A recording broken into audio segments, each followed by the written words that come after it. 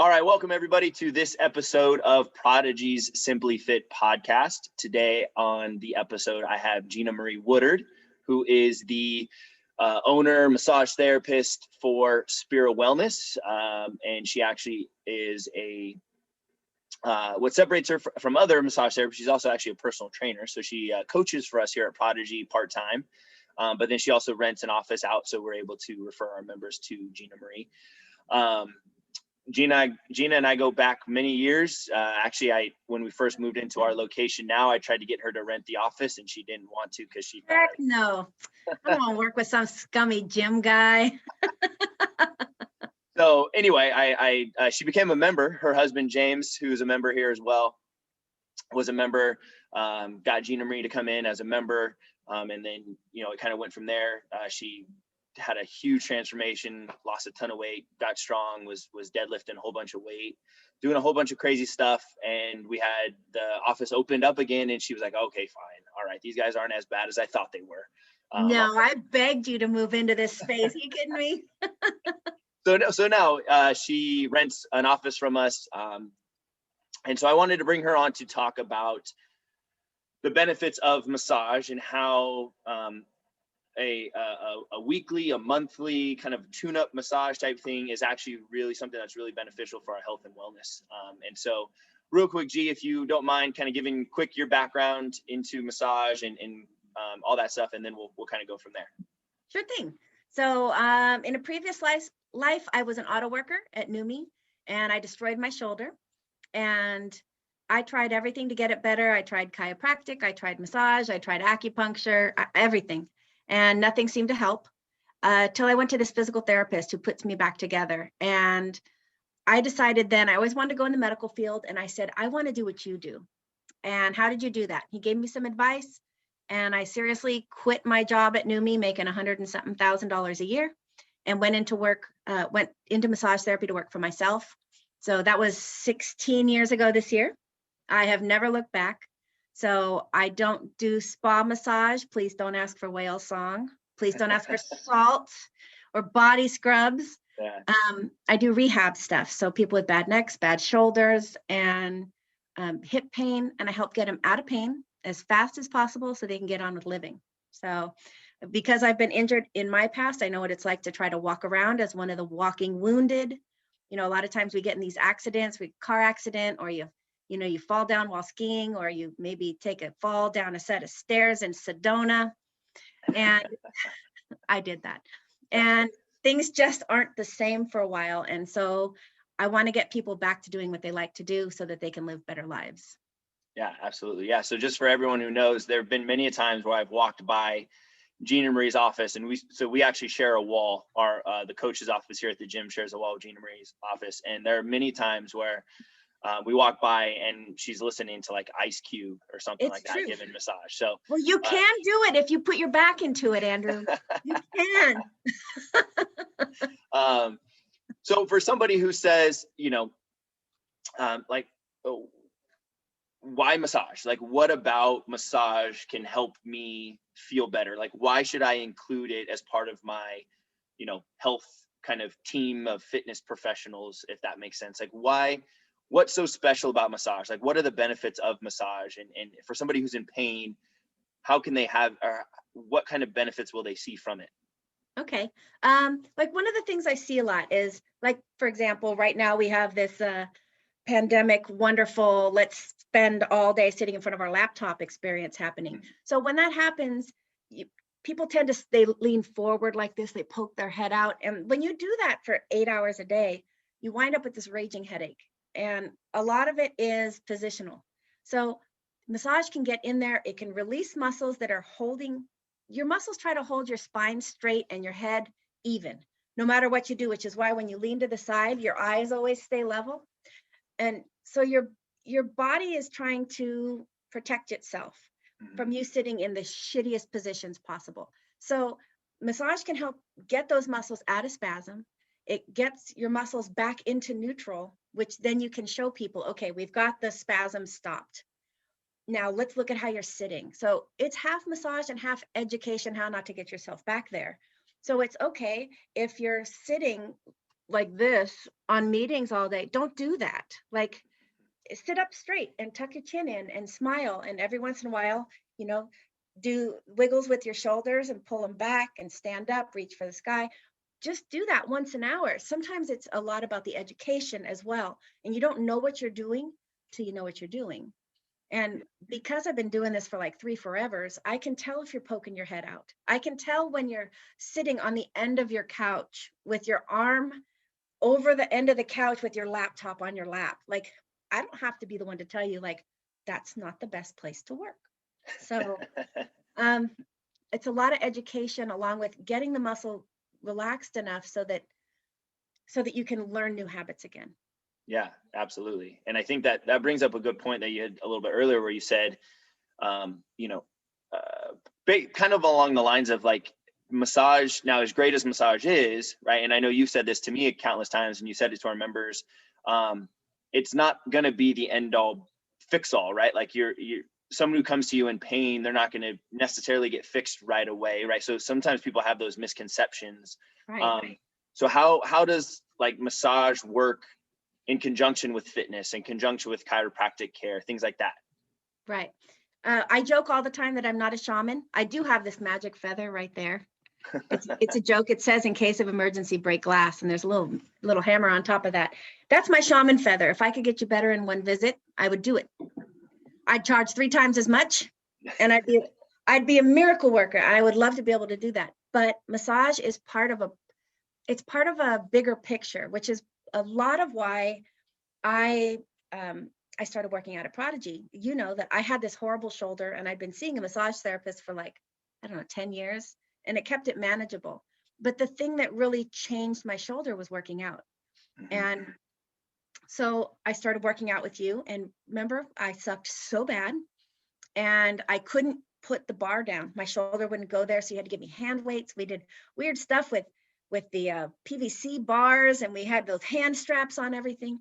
But over a period of a year, I got the shoulder mobility back that I'd been missing. And that wasn't from massage. And it kind of showed me like, oh, I forgot that massage got it loose enough so I could work out again. Yeah. But the final part of really rehabbing that shoulder was rebuilding the muscles. And that's why I used to be a personal fitness, what did they call us? Personal fitness professional at 24-hour fitness. Sorry, can I say that on here? I'm sorry, don't fire me. You can. It was, and I forgot that because I have a background in fitness. I used to teach aerobics, and I've taught water aerobics, and I've taught, high step aerobics and butts and guts. Remember? Butts and guts. Butts and guts. Butts and guts. So I have a background in fitness, and that's before I became a massage therapist. So I was like, I forgot what an important component it is. So I have a lot of my clients now that I can work on them, and I can say, I can see this pain, you're rounded forward, but this is happening because the back of you, your posterior chain is so weak that in this little tug of war, the front is winning. So, and to be able to say, okay, I could give you some exercises that you need to uncrunch yourself, just to sit up again tall, and how important that is to have those multidisciplinary things working together, that I can get people to a certain point. But after that, you have to take responsibility for yourself, and that exercise 95% of the time is the thing that's missing. Movement, because that saying movement is medicine, that it really does, it changes people's lives. It absolutely does. So I can get people so far with massage, but unless they want to do the work themselves, they're going to be stuck in that holding pattern until they do something themselves. Yeah, no, absolutely. Absolutely. So what, I know you touched on a little bit before, right? You said, you don't necessarily kind of do the quote unquote, like foo-foo kind of spa massage, things like that, but please don't make me do that. But for somebody who comes in and maybe like, for example, one of our members, and they're relatively active, but they say, I have this pain in my shoulder, right? What are your thoughts and philosophies on like going after that? Like, what are some of the things that you're looking for? What are some of the things that you're doing to kind of help at least get them back in the right track, if that makes sense? Absolutely. So one of the things I look for is one muscle just so much overdeveloped that it's pulling funny. And if that's the case, sometimes it's just pointing out, hey, this is pretty big here and this is pretty small. And like if you chop wood for a living, that's a very different activity than if you sit at a desk or if you're a nurse. I have one person that comes in that's a dental assistant. So all of her hang upside down muscles are always sore Yeah. because she's hanging upside down in your mouth, right? So I look at what's tight, can we loosen it? And then a lot of times I work with you and I say, okay, what I'm seeing is this thing. You see this, a lot of times it's rounded forward chest because Right. people sleep on their side. They look down at their phones. Everything's looking down. They forget to look up. And I'll say, can you, do the thing, we work together enough that can you please just Yeah. open them up, give them some opening exercises. And so we kind of work together as a team to, yeah, let's get them on the foam roller. Let's get them with some nice wide flies to stretch out the chest. And I mean, it's great because I don't have to try to fix them all myself. So Yeah. I can kind of point out, yeah, this is where I see that it's crooked. And my whole philosophy is I don't want to see you very much. I'd rather see you get you fixed and have you send a friend. I don't have the philosophy of I need to make my money from repeat clients. That's so not my thing. Right. Yeah. So what has been, obviously as we're recording this, we're past a year. Hopefully the light is the end of the tunnel with this pandemic. But Let it be as we're done. yeah, as we're recording this episode, what has been the biggest things that you have seen with your clients? I know you mentioned a little bit before, kind of posturally, kind of we're all forced to work from home and things like that. But and how has that changed pre-pandemic? Like, were you seeing a lot of the same stuff that you're seeing now pre-pandemic? And how can people really kind of maybe combat what you're seeing, if that makes sense? Absolutely. A year ago, I saw a lot of people for maintenance. I saw a lot of people that were kind of coming in once a month, once every 2 weeks I'd gotten them kind of on a general path, and that's where they were. They were on a maintenance path. But the last year, it's just been a shit show. People are working from home at workstations that are not ergonomically designed. But the biggest thing I've seen is actually the anxiety, the mental pain, people are afraid to go somewhere at all.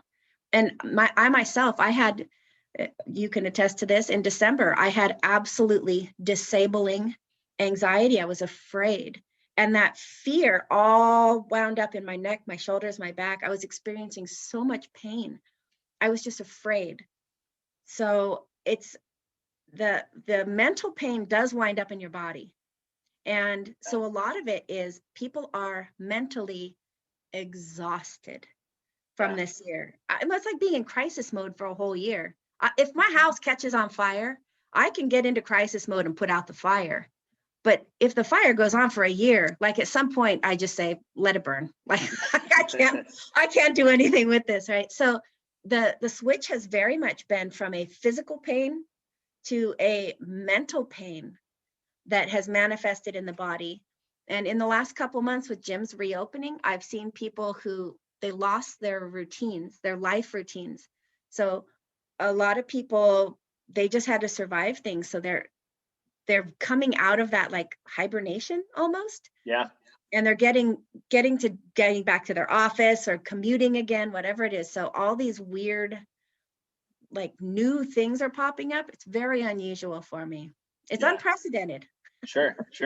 Well, the crazy part is I'm sure it's quote unquote normal things, right? But it's something that they haven't done in over a year that is now like new to them, right? Yeah, like commuting again. Right, absolutely. But to that point, we had, and I know Kim, we had Kim Curtis on. Mm-hmm. I had her on the podcast back at the beginning of the year. And the light at the end of the tunnel was a lot farther away than we are now. But when we had talked about, and her and I had done a couple of things, kind of last year in terms of some talks and whatnot. And she always talks about how people's coping mechanism got taken away from them, relatively quickly. Right. And so I think that kind of goes to that point that you had of, you know, the house was burnt down or is burning down, and you don't really have anything that you can do to cope with that, right? Like Right. it's all taken away from you. And so, Well, except for baking sourdough bread. yes. So all Yeah. joking aside, that was many people's coping Mhm. mechanism is food, right? Yeah. And myself included. I work at a gym. I had access to the gym when all the gyms were closed. I still gained 30 pounds last year, Yeah. right? And I have to just give myself some grace and say, yep, but you know what? I didn't kill anybody. Yeah. Right. Like, Right. Right. I made it through a year of just hot garbage. And if the worst thing we did was learn to make sourdough and homemade butter, I'm okay with that. All my other coping mechanisms, because mine is hang out with my community. My community is a Prodigy. Yeah. We go to breakfast after Saturday workout. We hang out together. My entire friend structure at this point is based around the gym. And when that's all taken away and you're isolated, you're stuck at home. I'm grateful that I was stuck with people I like. I mean, all joking aside, Yeah. some people aren't in ideal situations at home. So Yeah, absolutely. Well, I I'm think lucky. another coping mechanism for you was the unicorn, right? Oh yeah, so that got some good cardio in. So Yeah. So I for I those of you just guys who don't know, yes, for those of you guys don't know who are listening to this, if you guys are local to Pleasanton, the pink unicorn that was on the corner of Angela and First, right? Yeah. testing. Yeah, Angela and First. That was Gina Marie. And Yeah, so I uh, made the Channel 4 news. she did. Yeah. So so you guys are listening to a celebrity. No, just so you know. No, not really. Not really. But no, I think it's like you said, people had to find something that was different for them, right? And it's easy to get stuck into that routine, right? Whether it's learning how to help your kids get through Zoom school, or learning how to work at home, or what. It's easy to get into a bad routine and just kind of go, oh well, I'll fix it when the pandemic is over. Yeah. And 18 months later, the pandemic is still going, you're still doing it the same way, you're still sitting at the couch all crooked and funky, and you haven't fixed anything, and now your body's hurting, and so it's easy to kind of fall into that trap.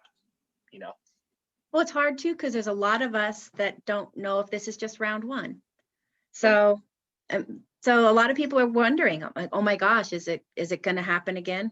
It Sure. might, but I guarantee you the answer isn't to let them compound. Like, if your brakes are going out in your car, you don't wait till the radiator also breaks to bring it in. Right.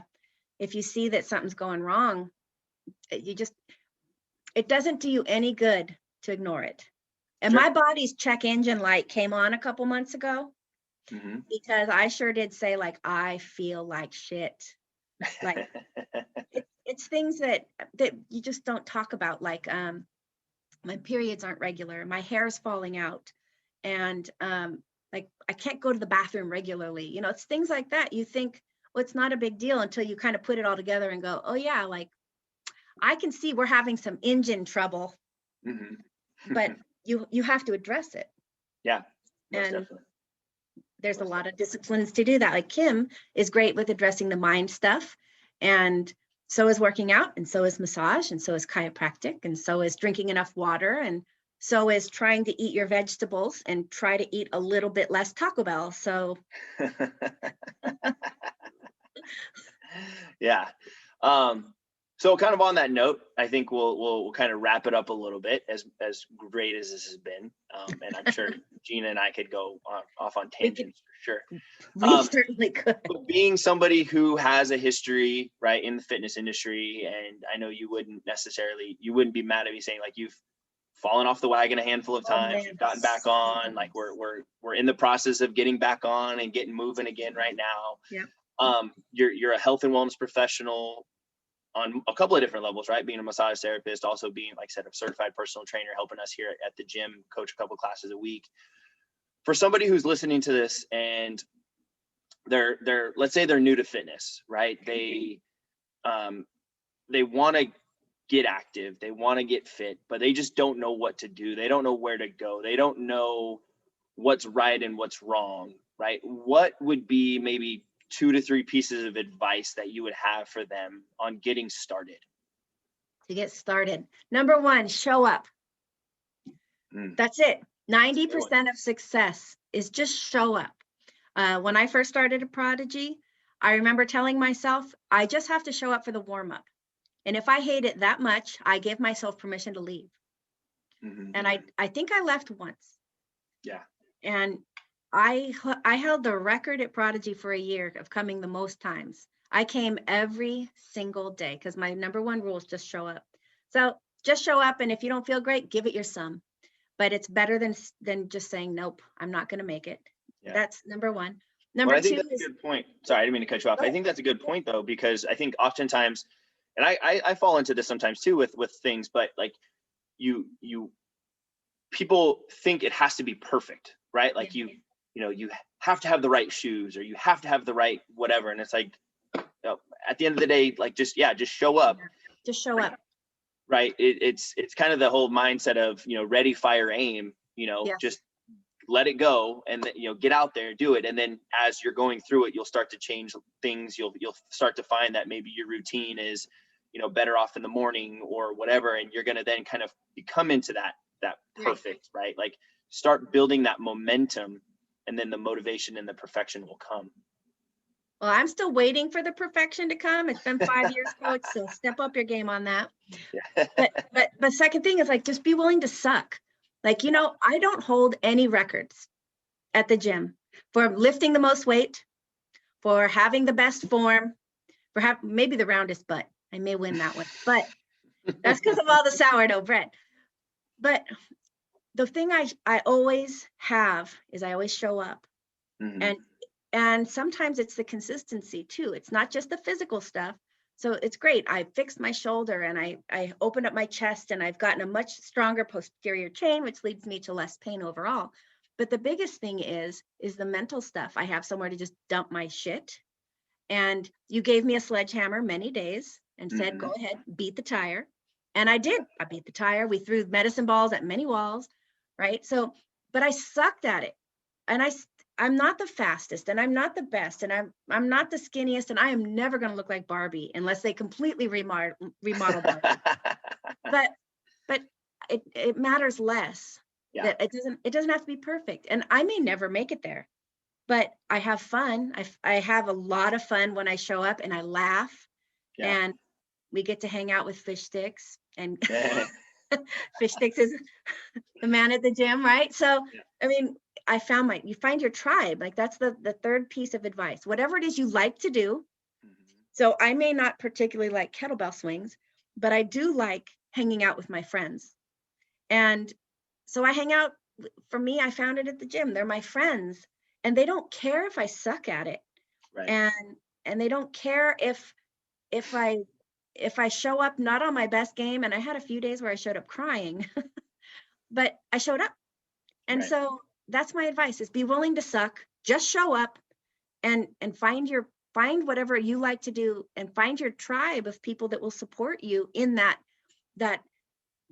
adventure. Yeah. For me, I found you have been my coach for a long time and you've been willing to embrace my suck with me. And you've had a few times where I've come in and just like, I'm just not feeling it today, coach. And you said, but you showed up. Right. Yeah. So that's my best advice. Be willing to be shitty. No, but I think that's a good point because I think all of those lead into the ultimate of being consistent, right? Yes. I mean, I think with anything, it's all about being consistent, and we're gonna suck at the things that are new to us while we're learning them, right? And you're not gonna have your best days, and there's I mean, as a guy who owns a gym and I have days where I'm like, I don't feel like working out. Like, oh, well, that workout sucked. Like that was shitty. I didn't do my best. But it's the idea of just you're consistent with it and you're building that habit to where, like you said, right? You made the point of I'm going to consistently be at the gym every single day. Yep. Whatever 100% for me looks like that day is what I'm giving. But my goal is consistency, and that paid off. Like you had tremendous results from that, right? Like because ultimately you weren't trying to be perfect. You weren't trying to be the best. You were just trying to be consistent and kind of punch the clock per se. Right. And I think that for people, they they want perfection to be like the perfect situation's lined up for me right now. I can go work out. Like, no, just go work out and eventually that'll come. That's right. If you forgot your gym shoes, you could work out shoeless. Yeah. You can. Oh, barefoot working out's actually not bad for you. It's pretty good for you. And we've done that. Just don't, if you got the wrong sports bra, turn around, go home, grab the right one and come back. But, yeah, right. but the best advice that I could ever give somebody is just show up. And the reason I love Prodigy is it gives me a place to just not worry about if I'm the best at doing it, or if I don't have to lose 10 pounds before I show up. I'm going to show up and I'm going to say, guess what? My pants don't fit. Hey, let's get a workout on. You don't care. Yeah, absolutely. Absolutely. So if somebody is listening to this and they're like, hey, you know what? Actually, my neck does kind of hurt a little bit. And I would love to go see Gina Marie. What is the best way that somebody can get a hold of you in terms of scheduling an appointment or whatever it may be? Well, they can always just walk in the front door of Prodigy Fitness. I'm located to the right. Yeah. That's a good way to get a hold of me. But my website is Spira, SPIRA, wellness.com. There's a link on there where you can book online. My phone number is on there. It's always the same. I've had the same number for 26 years. It's not changing. Yeah. But the best way is through the website. You can always find my number, call me or text me. I'm always here. I've been in the field 16 years, so I don't change much. Yeah, no, it's good. We don't want you to change, G. We want you to stay the same. Purple hair, inflatable unicorn costume, and all. Yeah. And Santa Grinch, Yes, also, yes. If you guys have seen, if you're local to Pleasanton during Christmas time, the Grinch riding around on the Vespa, that is Gina Marie. Yes, I am fortunate enough to say that I know the Santa Grinch. My daughter absolutely loves Santa Grinch, by the way. The unicorn. Gosh, what else have you dressed up? You dressed up as a pumpkin, Batman. You've done a pumpkin. Yeah. So, yeah, the crazy lady with the pigtails on her Vespa helmet. That's Gina Marie. So anyway. That's great. Whatever you do it joyously, right? Absolutely. All right. Well, I appreciate you taking the time to hang out with me today, G. Of course, Andrew. Go do some epic shit.